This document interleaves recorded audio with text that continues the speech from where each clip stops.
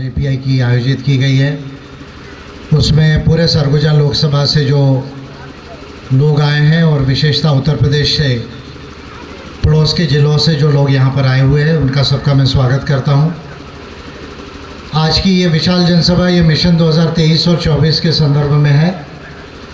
Mission 2023 यानी छत्तीसगढ़ में आने वाले अक्टूबर-नवंबर में 2023 में जो चुनाव आने वाले हैं, उसमें एपीआई के विधायकों को जिताकर भेजना है, एपीआई को सरकार बनाने की तरफ ले जाना है। ये मिशन 2023 है। मिशन 2024 है कि जो लोकसभा के चुनाव होने वाले हैं उसमें एपीआई के सांसदों को जिताकर भेजना है, और 24 में मैं भी स्वयं लोकसभा का चुनाव जो है वो लड़ूंगा, उसको कंटेस्ट करूंगा। और आप लोगों का अगर मान लो ये समझदारी रही, साथ रहा, तो मैं भी लोकसभा के अंदर 2024 में जाऊंगा।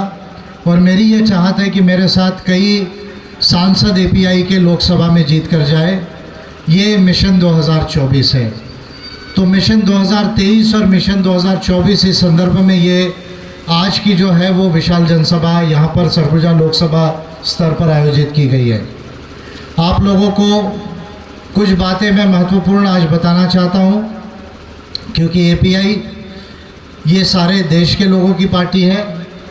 एपीआई ये कॉस्मो ह्यूमैनिज्म की नीतियों पर आधारित है, जो विज्ञान, ज्ञान विज्ञान और मानवता के समाधान का मार्ग है। कॉस्मो ह्यूमैनिज्म उस पर ये आधारित है, और देश के हर व्यक्ति को, हर परिवार को, हर राज्य को, हर कैटेगरी के लोगों को कैसे उनका विकास किया जाए, उनके अधिकारों को कैसे सुनिश्चित किया जाए, अपने देश को कैसे अमेरिका, चाइना के बराबर लाया जाए आने वाले 10 सालों के अंदर, 20 सालों के अंदर में। ये तमाम चीज़ों की विशेष नीतियाँ कॉस्मो ह्यूमैनिज्म की एपीआई की है। और मैंने इस पार्टी को विशेषतः आदिवासियों को डेडिकेट किया है, क्योंकि आदिवासी ये इस देश के महान वो लोग हैं, दुनिया के वो महान लोग हैं जिन्होंने सबसे पहले प्रकृति के साथ में समझकर इंसानियत के आधार पर सभ्यता बनाई।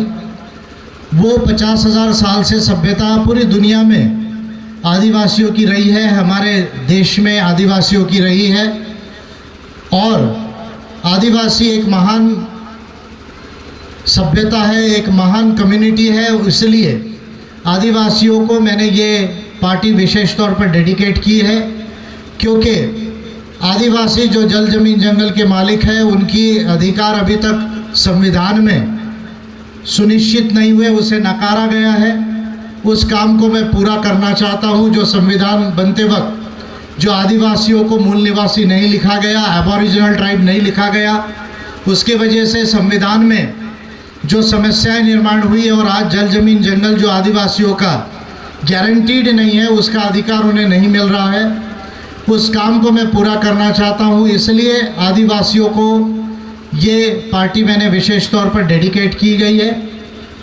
और पार्टी का काम भारत के हर नागरिक, हर परिवार, हर कैटेगरी के लिए है, जिससे इंडिया जो है एक महान कंट्री बनेगा। एपीआई की इन बातों को समझते हुए आप लोगों को काम करना है। छत्तीसगढ़ को लेकर कुछ बातें मैं कहना ज़रूरी समझता हूँ, और देश को लेकर भी कुछ बातें करूँगा।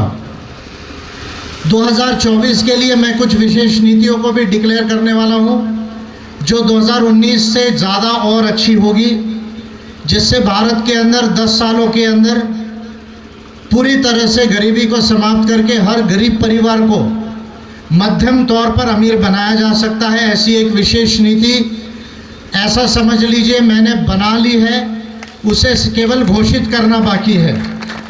ऐसी विशेष नीति का कैलकुलेशन, उसके आंकड़े, उसका डेटा, उसकी सारी फॉर्मेलिटीज़ को मैंने तैयार कर लिया है। वो विजय मानकर के ब्रेन में है।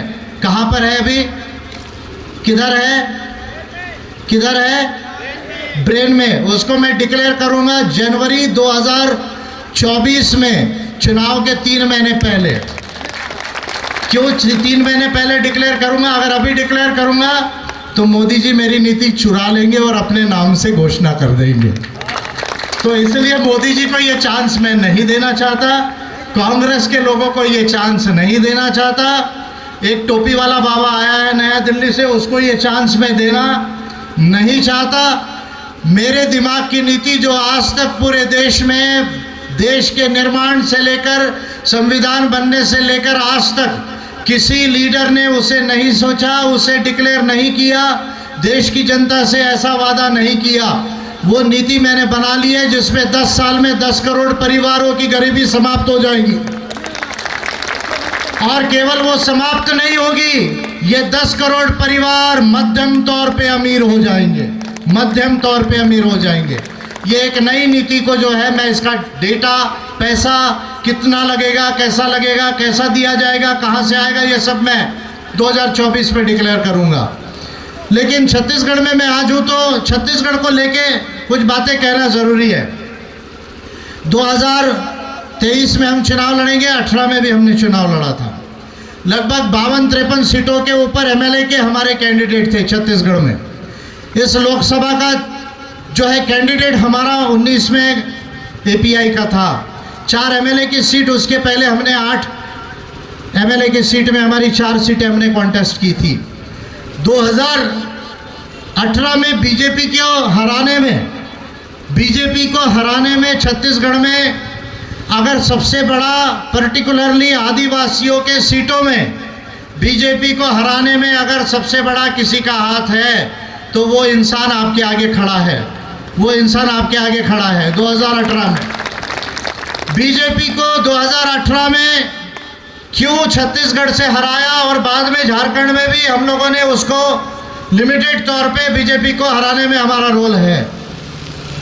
इसका सबसे बड़ा कारण था कि देश में आदिवासियों के जल, जमीन, जंगल के ऊपर जो मिनरल राइट्स आदिवासियों को मिलना चाहिए थे, जो आदिवासियों की जनगणना में अलग से गिनती होकर, केवल गिनती नहीं, जो उनका ट्राइबल कोड बनाना चाहिए था, जो आदिवासियों का ट्राइबल कोड बीजेपी ने नहीं बनाया, जिन आदिवासियों की भाषाओं को 8वीं अनुसूची में बीजेपी की सरकार ने इनकॉर्पोरेट नहीं किया और केंद्र में सरकार रहने के बावजूद पार्लियामेंट में एक छोटा सा अमेंडमेंट करके इस देश के आदिवासियों को 15-20% का शेयर होल्डिंग राइट बीजेपी सरकार दे सकती थी, वो काम बीजेपी ने नहीं किया और बस्तर और पूरे छत्तीसगढ़ में आदिवासियों को गलत नाम से कहकर आदिवासियों को मारने का काम और जेल में डालने का काम किया। इसके बदले में मैंने बीजेपी को छत्तीसगढ़ से हराने का काम किया।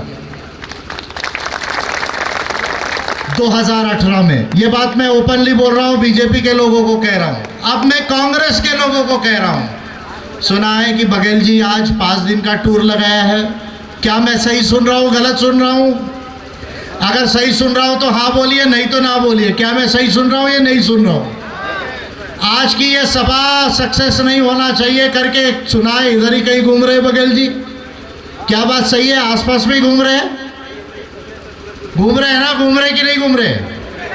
घूम रहे हैं। तो मैं बघेल जी से कहना चाहता हूँ, बघेल जी आप घूम रहे, अच्छी बात है, आप घूमिए, मेरे साथ घूमिए, आप जितना मेरे साथ घूमेंगे उतनी मैं आपको याद दिलाते रहूँगा, कोई दिक्कत नहीं है।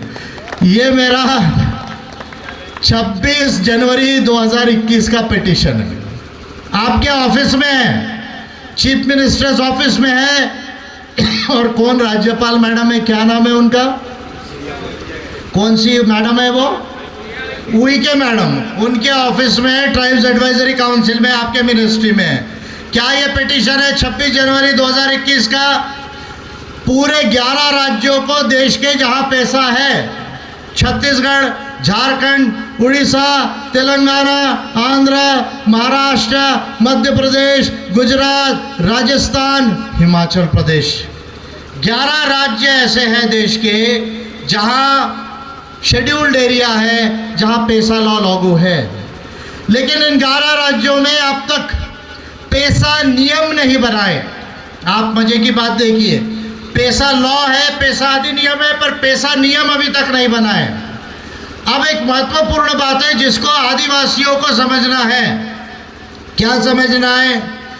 कि 5वीं अनुसूची में पेसा कानून के तहत पेशा कानून ने सबसे बड़ा अधिकार, संविधान ने नहीं, पेशा कानून ने 1996 के पेशा लॉ ने, जिसको भारत की संसद ने ILO कन्वेंशन 169 के बाद और United Nations declaration of the rights of indigenous people 1994 के बाद, फिर रिपीट कर रहा हूं, ILO convention 169 and United Nations declaration of the rights of indigenous people 1994, not 2007, इसके डर से, इसको ध्यान में रख के भारत की संसद में 73rd and 74th amendment to the constitution हुआ 1993-94 में, जिसमें पंचायती राज व्यवस्था को बनाया गया और उसके बाद 1996 में संयुक्त राष्ट्र की प्रेशर की वजह से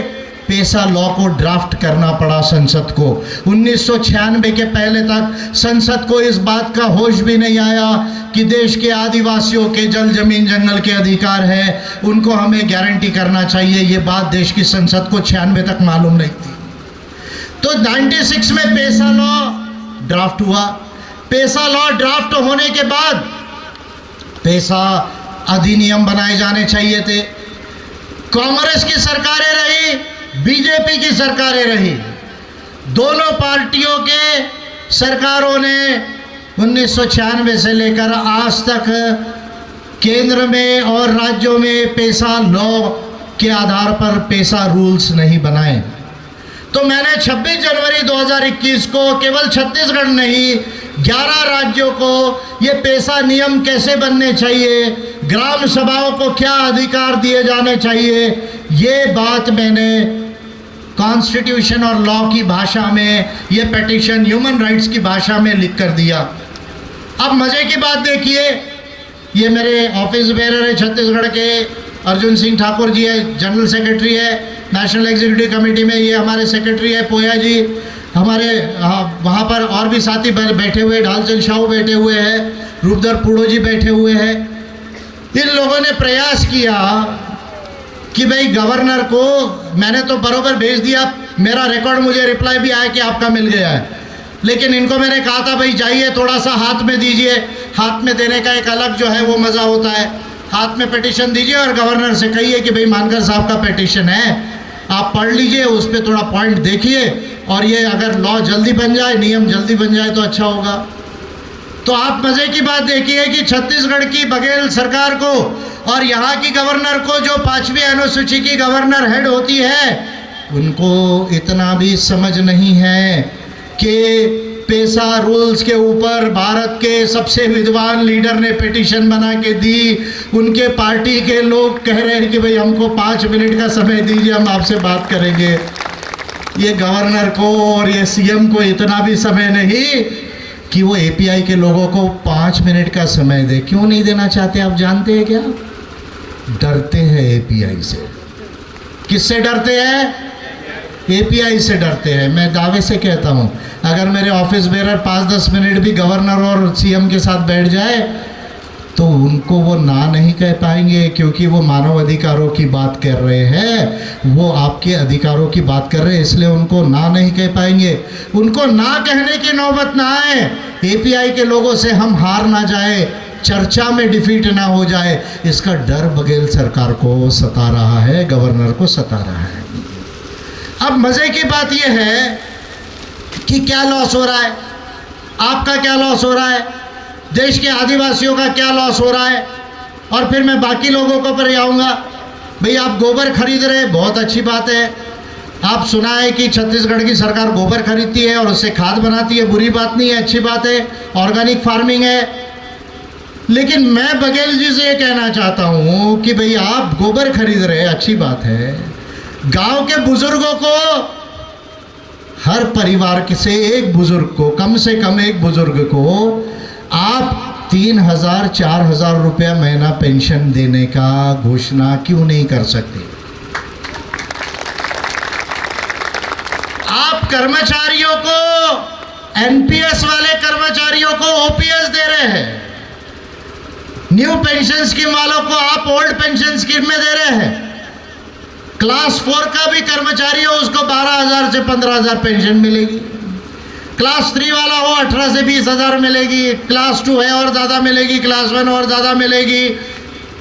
बजट से आप पेंशन दे रहे हैं, ओपीएस दे रहे हैं एनपीएस वालों को, लेकिन जो गांव का किसान है, जो किसान का परिवार है, वो भी आज 70-80 साल का हो गया है। दोनों इंसान हैं, दोनों की ज़रूरत कम ज़्यादा एक जैसी है। अगर आप उसको 12,000 पेंशन दे सकते तो इसको 1200 देने की भी हिम्मत आपके अंदर क्यों नहीं है? ये सवाल मैं जो है बघेल जी को पूछने के लिए आज यहाँ पर आया हूँ।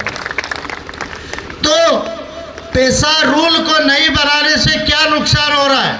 मेरा 2007 से मैं पहला लीडर हूँ इंडिया का जिसने इस पर बहुत बात की, और मैं पहला लीडर हूँ जिसने ये बताने की हिम्मत की कि संविधान में कहाँ गलती हुई है, किसने गलती की है, क्यों गलती की है और उसका क्या नुकसान हुआ।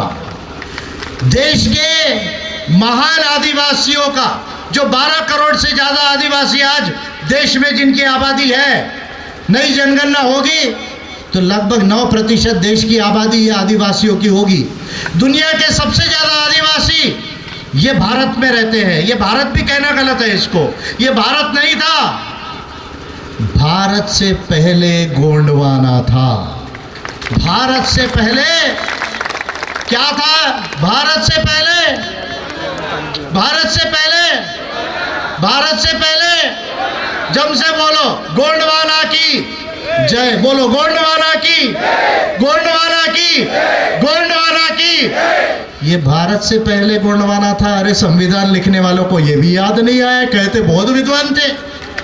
आपकी विद्वत्ता कहाँ गई थी जब आपको 3600 साल पहले की हिस्ट्री और कल्चर भी मालूम नहीं था, इंडस वैली सिविलाइजेशन नहीं मालूम था, आपको भीमबेटका नहीं मालूम था, कचारगढ़ नहीं मालूम था, आदमगढ़ नहीं मालूम था, बगौर नहीं मालूम था, अतीरापक्कम नहीं मालूम था, कर्नूल केव्स नहीं मालूम थी, हुजंगी नहीं मालूम थी, टिटवाना नहीं मालूम था।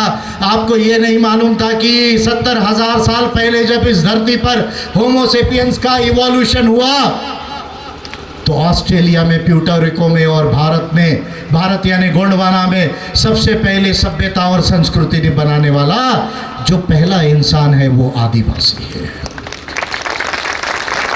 जो पहला इंसान है वो आदिवासी, और आदिवासी ने क्या गलत किया? कुछ भी गलत नहीं किया। वो प्रकृति के साथ रहा, इंसानियत से रहा।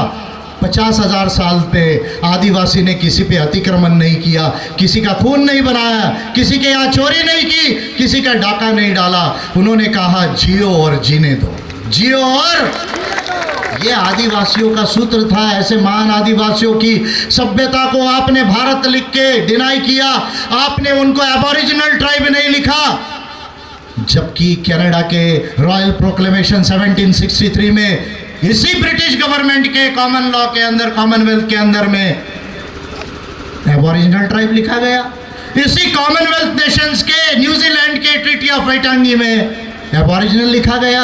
भारत के, इस देश के ब्रिटिश पीरियड के कई लॉज में एबोरिजिनल ट्राइब लिखा गया था। आपको ये तमाम चीज़ों की जानकारी थी। आपने कह दिया कि दे आर नॉट एबोरिजिनल्स, हम नहीं लिखेंगे एबोरिजिनल। क्या नुकसान हुआ? आपकी पूरी नॉलेज वेस्ट हो गई।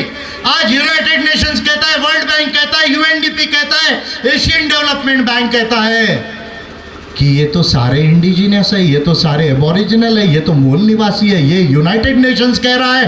अरे भाई, अगर आपने 1949 में ये लिख दिया होता तो आपका नाम भी महान हो गया होता और ये आदिवासियों का राइट सेटल हो गया रहता, लेकिन ये काम नहीं हुआ। मैं पहला लीडर हूँ इस पर प्रखरता से बोलने वाला हूँ। और इसका नतीजा क्या हो रहा है आप देखिए। अब बात को आप ध्यान से सुनिए। किसी को सही बोलना, गलत बोलना, ये मेरा मकसद नहीं है। ये देश के लोगों का अच्छा होना चाहिए और आदिवासियों का अच्छा होना चाहिए, ये मेरा मकसद है। क्या मेरा मकसद है? कि ये जो समस्या है ये एक बार की सेटल होना चाहिए। किसी को अच्छा बुरा बोलना मेरा मकसद नहीं है। अब देश के संविधान के हिसाब से, 5वीं अनुसूची के हिसाब से, आर्टिकल 244 के हिसाब से, 5th शेड्यूल के हिसाब से हम एबोरिजिनल ट्राइब्स नहीं हैं। यानी देश का संविधान हमें जमीन के ऊपर का अधिकार तो देता है, जमीन के अंदर का अधिकार नहीं देता। बात ध्यान से सुनिए। देश का संविधान हमें जमीन के ऊपर का अधिकार तो देता है, पर जमीन के नीचे का अधिकार नहीं देता। और जमीन के नीचे आदिवासियों के क्या है? आदिवासियों के जमीन के नीचे क्या है? आदिवासियों के जमीन के नीचे क्या है? जम से बोलो, क्या है? 1000 लाख करोड़ रुपए की संपत्ति है। कितनी संपत्ति है? 1000 लाख करोड़ रुपया। भारत का जीडीपी अभी है लगभग 200 लाख करोड़ रुपया। उसका 5 गुना किसके जमीन के अंदर है? तो भाई आप मुझे बताइए कि आदिवासियों को इसको 10, 15, 20% शेयर नहीं मिलना चाहिए? मिलना चाहिए या नहीं मिलना चाहिए? आप बोल दीजिए। अगर आप बोलेंगे नहीं मिलना चाहिए तो मैं बोलना बंद कर दूंगा, फिर अर्जुन सिंह जी संविधान को बचाते रहेंगे। आपको जो है मिलना चाहिए या नहीं मिलना चाहिए? मिलना चाहिए या नहीं मिलना चाहिए? जम से बोलो, आपको इसका 20% शेयर मिलना चाहिए या नहीं मिलना चाहिए? बघेल जी, उइके मैडम और नौटंकिया मोदी जी, आप इस देश के इंडिजिनियस पीपल की, एबोरिजिनल ट्राइब्स की आवाज़ को सुन लो। ये देश का आदिवासी कह रहा है कि जल जमीन जंगल के हम मालिक हैं, और अगर जल जमीन जंगल के हम मालिक हैं तो 15-20% हमको शेयर होल्डिंग राइट मिलना चाहिए। ये आदिवासियों का आवाज़ है। इस आवाज़ को मैंने सबसे पहले 2007 में इस देश में जो है वो निर्माण किया। पिछले 13 साल से बोल रहा हूँ, और आज देश में कहीं ना कहीं इनके आगे मजबूरी आ गई है कि उइके मैडम को भी कहना पड़ा कि नहीं, छत्तीसगढ़ के आदिवासी मिनरल राइट मांग रहे हैं। अब अगर भूपेश बघेल जी की सरकार को मैं कह रहा हूं कि अगर आप पैसा रूल नहीं बनाना चाहते तो कोई बात नहीं, आप एक महीना तय कर लो, बारिश का महीना अगस्त तय कर लो या सितंबर तय कर लो, जिसमें बारिश कम होगी। रायपुर के अंदर पूरे छत्तीसगढ़ के आदिवासी एपीआई के नेतृत्व में रायपुर का मार्च करेंगे, और बड़ा कानून को फॉलो करके बड़ा जन आंदोलन हम गवर्नर के हाउस के आगे करेंगे। बारिश के अंदर में गवर्नर के घर के आगे लीगल परमिशन से बगैर कानून को तोड़े अगस्त में या सितंबर में अगर आप लोग कहेंगे तो मैं उसका नेतृत्व करूंगा आप लोगों के लिए। रायपुर के अंदर में क्या आप तैयार है या नहीं है? तैयार है या नहीं है? अभी इसी पिटीशन में मैंने 26 जनवरी को रास्ता भी बता दिया। भाई संविधान तो अमेंड करना पड़ेगा, लेकिन उसके लिए समय लगेगा, मेरे को पार्लियामेंट जाने में समय है। तो भाई उसके पहले मैंने रास्ता बताया कि एक रेगुलेशन निकालो 5th शेड्यूल में गवर्नर का, MMDRA एक्ट 1957 को अमेंड कर लो, DMF रूल्स को अमेंड कर लो। ऑलरेडी DMF में आप पैसा देते माइंस का, और वो डायरेक्ट आदिवासी के परिवारों को दे दो। ये मैंने ऑलरेडी सोल्यूशन दिया है। तो ये काम। दूसरा, देश के आदिवासी 2004-2005 में नेशनल सैंपल सर्वे ऑर्गेनाइजेशन ने एक सेंसस किया है NSSO ने। क्या सैंपल सर्वे किया कि देश के 100 आदिवासी में कितने आदिवासी कौन से धर्म को मानते हैं। महत्वपूर्ण बात है, ये डेटा ऑलरेडी ऑन रिकॉर्ड है। हेलो डार्लिंग, चले जाइए, उधर से शूटिंग कीजिए। Your shooting is not important then my speech.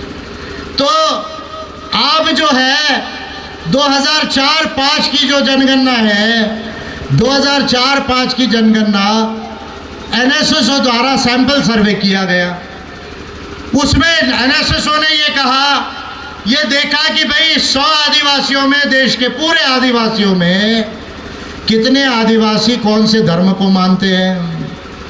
तो आपको बड़ा आश्चर्य का एक डेटा मैं दे रहा हूं, इसको याद रखिए। 82.5% आदिवासियों ने कहा कि हम किसी भी धर्म को नहीं मानते, हम प्रकृति को मानते हैं। हमारा जो है कोया पुनेम है, सरना है, डॉनी पोलो है, वही आप उसको रिलीजन समझते होंगे, लेकिन वो हमारा प्रकृति पूजा है। हम किसी रिलीजन को नहीं मानते। ये कब का सेंसस है, कब का सर्वे है? 2004 का 5 का। अब देश में एक आवाज़ उठी कि भाई कोड होना चाहिए, आदिवासियों का कोड होना चाहिए। मैंने 2019 में मोदी गवर्नमेंट को कोरोना के पहले 2019 में बड़ी महत्वपूर्ण पिटीशन की। क्या पिटीशन की? एक पिटीशन की ओबीसी की जनगणना इस देश में हो। ये पिटीशन मैंने की कि भाई 50% के आसपास आबादी है, इसके विषय में हमको कुछ नहीं मालूम कि इनका कितनी आबादी है, कितनी शिक्षा हुई, कितना हायर एजुकेशन हुआ, कितनी ज़मीन है, कितनी संपत्ति है, कितना शेयर है, कितने कंपनी में वो मालिक है या नहीं है, मिडिल मैनेजमेंट हायर मैनेजमेंट में है या नहीं है। We do not know anything about you see the other backward classes of India. So I petitioned the Modi government in 2019 regarding the OBC census. मैंने 2019 में ओबीसी सेंसस के लिए पिटिशन की। उसी समय मैंने एक पिटिशन और की कि भाई आदिवासियों का जनगणना में 2021 में कोड होना चाहिए। वो भी पिटिशन मैंने की। तीसरी पिटिशन मैंने की, जो लोग किसी भी धर्म को नहीं मानते, जिनको लगता है कि धर्म है ही नहीं इस सृष्टि में, केवल विज्ञान से ये सृष्टि चलती है, प्रकृति के नियमों से, लॉज ऑफ नेचर से ये सृष्टि चलती है, तो उन लोगों के लिए भी स्वतंत्रता है ह्यूमन राइट्स में कि एक कॉलम उनके लिए भी हो कि वो कहे कि नो रिलीजन। तो मैंने ऐसी 3 पिटिशन महत्वपूर्ण की। एक ओबीसी की जनगणना की, एक आदिवासियों के कोड की कल्चरल कोड हो, और तीसरा जो है मैंने एक नो रिलीजन की पिटिशन की 2019 में की। अमित शाह जी के होम मिनिस्ट्री ने ये लिख के दिया कि नहीं भाई हम ये जनगणना नहीं कर सकते ओबीसी की। 14 पॉइंट दिए कारण कि हम क्यों जनगणना नहीं कर सकते। मैंने अमित शाह जी के मिनिस्ट्री को पॉइंट बाय पॉइंट ये लिख के दिया कि आपकी सोच कैसे सही नहीं है। रादर ओबीसी की जनगणना ह्यूमन राइट्स के अंदर, कॉन्स्टिट्यूशन के अंदर, लॉज और पॉलिसीज के अंदर क्यों ज़रूरी है कि ये जनगणना हो। मैंने वो पिटिशन क्या रिप्लाई दिया, 14 पॉइंट्स में क्लियर करके दिया।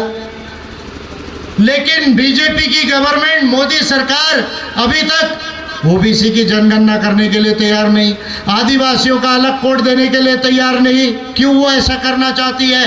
क्योंकि अगर ऐसा हो जाए, आदिवासी अगर 12 करोड़ से ऊपर आदिवासियों में 10 करोड़ से ऊपर आदिवासी लिख दे कि भाई हम तो कोया पुनेम को मानते हैं, हम तो सरना को मानते हैं, हम तो डॉनी पॉलो को मानते हैं, हम केवल प्रकृति को मानने वाले लोग हैं, तो देश के अंदर, दुनिया के अंदर ये आंकड़ा आ जाएगा कि भारत के 10 करोड़ आदिवासी जो है वो अपनी प्राचीन सभ्यता का प्रमाण दे रहे हैं। और फिर ये आवाज़ दुनिया में बुलंद होगी, संयुक्त राष्ट्र में बुलंद होगी, और भारत के अंदर बीजेपी की सरकार जो हिंदुत्व के नाम पर, हिंदू राष्ट्र के नाम पर जो आदिवासियों की सभ्यता को नकारना चाहती है, वो उसके लिए मुश्किल हो जाएगी। तो बीजेपी की सरकार ट्राइबल कोड नहीं ला रही है। ओबीसी की जनगणना करेगी तो रिजर्वेशन को एक्सपांड करना पड़ेगा, बजट में ओबीसी का बजट बनाना पड़ेगा। ये काम ना हो करके वो ओबीसी की जनगणना नहीं कर रही है। आप मोदी गवर्नमेंट की बात मैं कर रहा हूँ। एक तरफ बघेल सरकार, दूसरे तरफ मोदी सरकार, एक तरफ कांग्रेस की गवर्नमेंट, एक तरफ बीजेपी की गवर्नमेंट। ये दोनों सरकारें केंद्र और राज्य के अंदर अलग अलग नामों के ऊपर में हमसे छलावा करती है, हमसे वोट ले लेती है, लेकिन वोट लेने के बाद ये सरकारें हमारे लिए जो करना है वो नहीं करती है। तो ये महत्वपूर्ण बात है जिसे हमें समझने की ज़रूरत है। अब छत्तीसगढ़ के अंदर इस सरगुजा में मैंने सुना है, सही है तो सही कहिए, गलत हो तो गलत कहिए, क्योंकि मैं किसी के अगेंस्ट में कभी गलत कहना पसंद नहीं करता। मैंने सुना है कि सरगुजा जिले में, सरगुजा लोकसभा में अलग अलग जिलों में जो जनरल कम्युनिटी के लोग कुछ आए हैं, वो आदिवासियों की ज़मीन को गलत ढंग से कभी कभी ले लेते हैं। क्या ये सही है या नहीं है? आप मुझे बताइए, सही है कि नहीं है? तो आदिवासियों की ज़मीन कोई भी जनरल कम्युनिटी वाला गलत ढंग से ले नहीं सकता। अगर कहीं भी ऐसा लिया है जिसकी ज़मीन ली गई है गलत ढंग से, ग्राम सभा को एप्लीकेशन कीजिए, ग्राम सभा को बोलिए, ग्राम सभा बैठाइए, ये विषय पर ग्राम सभा प्रस्ताव पारित करेगी कि ये जमीन आदिवासी की थी, उसको कलेक्टर को दीजिए, एसडीएम को दीजिए। और land revenue code of Chhattisgarh के अंदर और पंचायती राज अधिनियम छत्तीसगढ़ के अंदर इसका प्रोविजन है कि यदि आदिवासी की जमीन किसी गैर आदिवासी ने गलत ढंग से ली है तो वो जमीन कितने भी पहले ली हो, उसको आदिवासियों को वापस किए जाने का काम, ये ड्यूटी कलेक्टर के ऊपर है। किसके ऊपर है? कलेक्टर और एसडीएम के ऊपर है। और यदि कलेक्टर ना करे तो उसका भी रास्ता है, पहले ये करके देख लो। यदि कलेक्टर नहीं करते हैं तो फिर उसका भी रास्ता है, वो भी मैं अपने पदाधिकारियों को बताकर रखूंगा। दूसरी बात और एक मैंने सुनी है, बोलना ठीक नहीं है, पर ऐसा सुना है कि ट्राइब्स के महिलाओं के साथ कुछ जनरल कम्युनिटी के लोग कभी कभी गलत काम कर देते हैं। क्या ये सही है? अगर सही हो तो इसका भी आप लीगल कंप्लेंट कर सकते हैं। ये बात आप लोगों को मैं ओपनली कह रहा हूँ। और अगर यहाँ का प्रशासन उस पर एक्शन नहीं लेता है तो मैं किसी अधिकारी को तकलीफ नहीं देना चाहता, मैं किसी अधिकारी के खिलाफ नहीं हूँ, मैं किसी व्यक्ति परिवार के खिलाफ नहीं हूँ, मैं केवल न्याय के लिए, मानव अधिकारों के लिए, मानवता के लिए ये बात कह रहा हूँ। अगर आप ऐसा कुछ भी होता है और अगर कंप्लेंट्स होती है और उस पर अगर एक्शन आप नहीं लेते हैं तो एपीआई ऐसे अधिकारियों को नहीं छोड़ेगी। एपीआई ऐसे अधिकारियों को नहीं छोड़ेगी। न्याय के लिए, मानव अधिकारियों के लिए, मानवता के लिए ऐसे अधिकारी हो या पॉलिटिशियंस हो, उनके साथ हम संविधान के दायरे में रहकर, कानून के दायरे में रहकर उचित संघर्ष करेंगे न्याय के लिए। ये बात आप ध्यान में रखिए। ये दूसरी महत्वपूर्ण बात है। अब देश के गरीबों की बात है। 10 करोड़ गरीब परिवार लगभग देश में है। इंदिरा गांधी आई, उन्होंने कहा गरीबी हटाओ, गरीबी नहीं हटी, गरीब हट गए लेकिन गरीबी नहीं हटी। इंदिरा गांधी आई, उन्होंने कहा था गरीबी हटाओ, गरीब हट गए बहुत सारे लेकिन गरीबी नहीं हटी। मोदी जी आए, उन्होंने कहा मैं 15 लाख रुपए दूंगा। 15 लाख रुपए मिला क्या? कितना नहीं दिया? कितना नहीं दिया? 5 रुपया नहीं दिया। मोदी जी ने आए, मैं कहा 15 लाख दूंगा, फिर बाद में अमित शाह बोले नहीं नहीं वो तो हमने ऐसा ही बोल दिया था, जुमला था। तो भाई मोदी जी ने भी आपसे झूठ कहा, इंदिरा गांधी जी आए, उन्होंने भी कहा, लेकिन काम नहीं हुआ। लेकिन मैं आपसे ये कह रहा हूँ कि इंडिया, हमारा जो देश है वो गरीब नहीं है। आप ध्यान से सुनिए, हमारा देश गरीब नहीं है। India is a rich country. India is a rich country with poverty of knowledge of economics and finance of the politicians and the officers keeping the people poor and backward. यानी हमारा देश गरीब नहीं है। हमारे देश में यदि कोई गरीब है तो सोच गरीब है। किसकी सोच गरीब है? इस देश के नेताओं की, अधिकारियों की सोच गरीब है कि उन्हें फाइनेंस, वित्त और अर्थशास्त्र का नॉलेज नहीं है। और ये गरीबी की सोच नेताओं की और अधिकारियों की, ये देश के अंदर लोगों को गरीब रख रही है, पिछड़ा रख रही है। लेकिन गौतम अडानी जी ने अभी कहा कि भाई 2050 तक भारत की अर्थव्यवस्था $40 ट्रिलियन हो जाएगी, हम उसमें सहयोग करेंगे और अगर ऐसा होता है तो भारत में एक भी गरीब नहीं रहेगा, ऐसा गौतम अडानी जी ने कहा। मैं गौतम अडानी जी का वेलकम करता हूं कि भाई कम से कम आपने कहा तो सही। लेकिन अडानी जी से मैं ये कहता हूं कि ऑलरेडी 70 साल हो गए, देश के गरीब गरीब है, अब और कहना कि 30 साल आप गरीब रहो, ये बात मेरे समझ में तो कम से कम नहीं आती। और उनको 30 साल गरीबी के लिए रोकना, ये बात मुझे समझ में नहीं आती। और इसलिए मैं अडानी जी से ये कह रहा हूँ, मोदी जी से ये कह रहा हूँ, देश के लोगों से ये कह रहा हूँ कि मेरी सरकार यदि देश में बनती है तो मैं 10 सालों के अंदर ये 10 करोड़ परिवारों की गरीबी को समाप्त करके उनको मध्यम रूप से अमीर बना सकता हूँ। इतनी कैपेसिटी देश के अंदर है और उसकी नीति का कैलकुलेशन मेरे पास में है।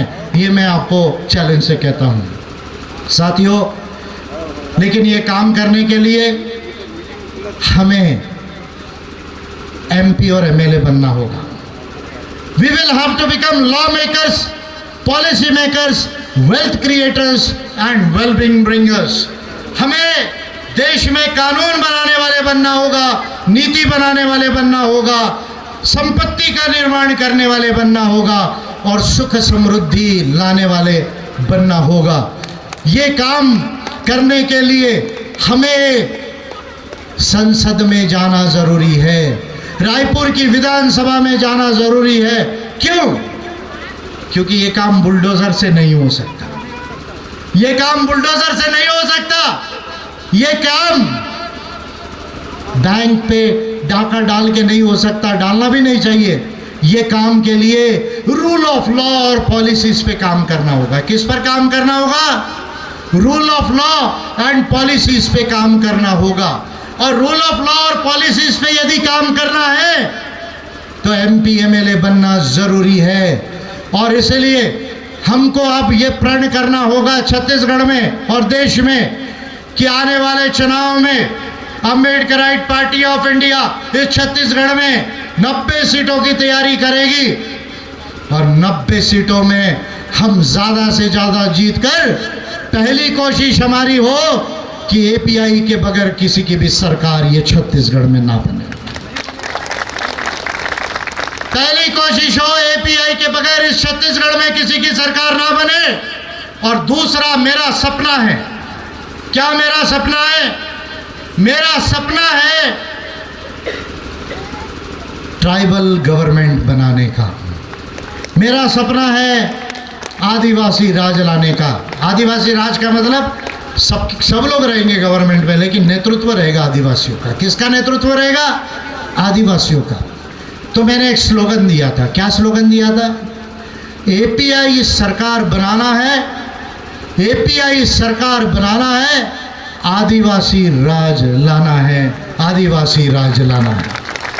API सरकार बनाना है, आदिवासी राज लाना है। ये काम, ये स्लोगन मैंने सबसे पहले छत्तीसगढ़ से दिया। इस स्लोगन को शायद आप भूल गए हो, मैं इस स्लोगन को नहीं भूला, क्योंकि ये मेरा सपना है कि एक दिन इस छत्तीसगढ़ का मुख्यमंत्री ये आदिवासी होगा और वो API के अंतर्गत होगा। और अगर छत्तीसगढ़ का मुख्यमंत्री ये आदिवासी होता है और API से अगर वो मुख्यमंत्री बनता है तो 5 सालों में जो काम अभी 70 सालों में देश में नहीं हुआ वो काम किया जा सकता है। एक मॉडल स्टेट इसको बनाया जा सकता है जिसकी प्रेरणा पूरे देश के और राज्य मिले और जिसका संदेश दुनिया में भी संयुक्त राष्ट्र तक जाए। तो इसलिए 2023 का चुनाव हमारे लिए महत्वपूर्ण है, लेकिन चुनाव केवल बोलने से नहीं जीता जाएगा। लोकसभा का इंचार्ज, विधानसभा के incharge, sector committee, booth committee, जिला कमेटी, डिवीजन कमेटी, गांव कमेटी, एक एक बूथ में 100 बूथ के मेंबर होने चाहिए। और जब मैं आऊं तो मुझे हर जगह गांव में API की पेंटिंग देखना चाहिए, झंडे दिखना चाहिए। ये काम जो है आपको करने की ज़रूरत है। और जिसे चुनाव लड़ना है और जिसे सही में छत्तीसगढ़ को महान बनाना है, महान गुण बना देश को बनाना है, तो उनको इसका संकल्प आज लेना होगा। इसका संकल्प लेना होगा। आने वाला 20 साल 25 साल ये API का है। आने वाला 20 साल 25 साल ये API का है। अभी मैं यंग हूँ, आने वाला 20 साल 25 साल API का है। और API इस देश में BJP को, कांग्रेस को सीधे चैलेंज करेगी। अगर बीच में कोई टोपी वाले बाबा आते हैं तो उनकी टोपी भी API उड़ा देगी इस देश के अंदर में। इस बात को जो है आप ध्यान रखिए। वो टोपी वाले बाबा को दिल्ली को मैं बोल रहा हूँ कि अभी आपका सामना विजय मानकर से नहीं हुआ। जिस दिन विजय मानकर से आपका सामना हो जाएगा तो आप वो इनकम टैक्स के कमिश्नर थे वो भी भूल जाएंगे और दिल्ली में सरकार का कुछ अच्छा काम किया था वो भी भूल जाएंगे।